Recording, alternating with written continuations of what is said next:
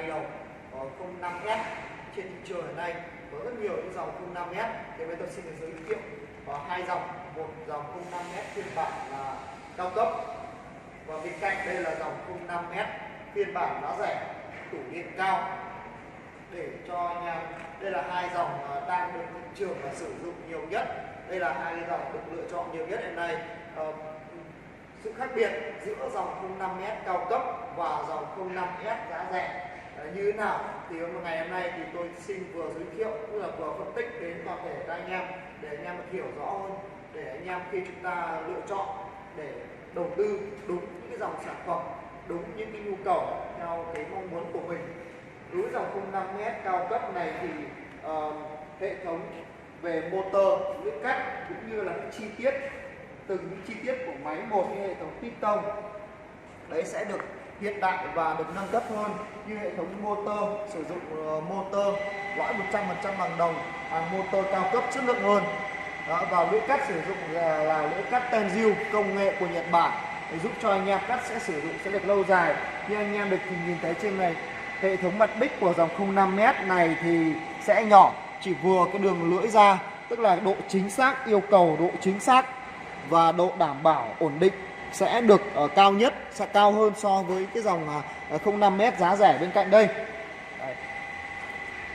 Đấy, ngoài ra từ hệ thống piston này, từ hệ thống lớp sơn tĩnh điện, hệ thống thước thì sẽ được nâng cấp và cải tiến cao cấp hơn. Hệ thống bằng điều khiển được chuẩn hóa là tiếng Việt này. Tôi xin được vận hành thử con máy này cho anh em cùng để anh em được biết được cái chất lượng này.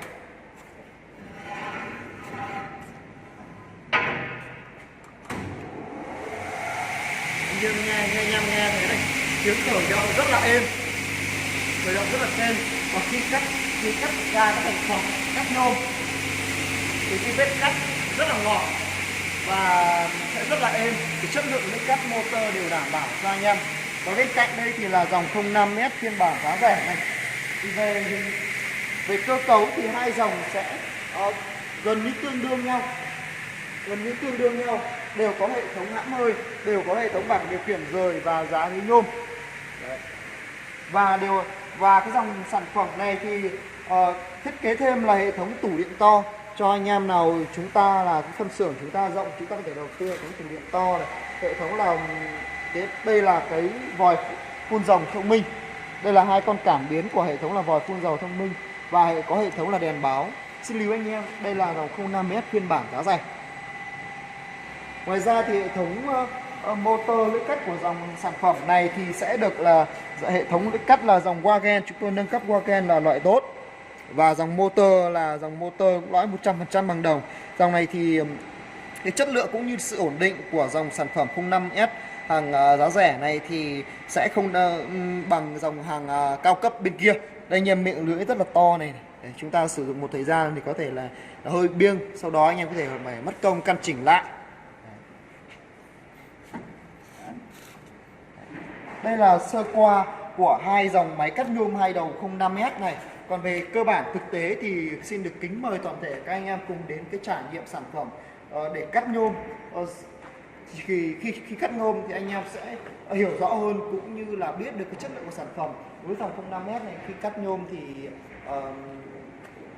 tiếng thì so với cơ bản thì sẽ không bằng cái dòng 05S cao cấp bên cạnh đây.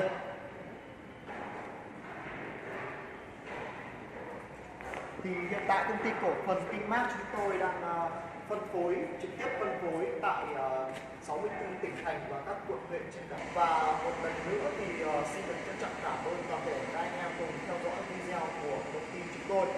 Nếu anh em có bất cứ những thắc mắc, cái câu hỏi gì liên quan đến về các loại máy làm khởi nhôm thì anh em có thể vui lòng liên hệ với số điện thoại bên trên màn hình, hoặc anh em thể để lại số điện thoại để chúng tôi tư vấn đến cho toàn thể các anh em của chúng ta để lựa chọn đầu tư ra được cái sản phẩm ưng ý nhất đối với chúng ta.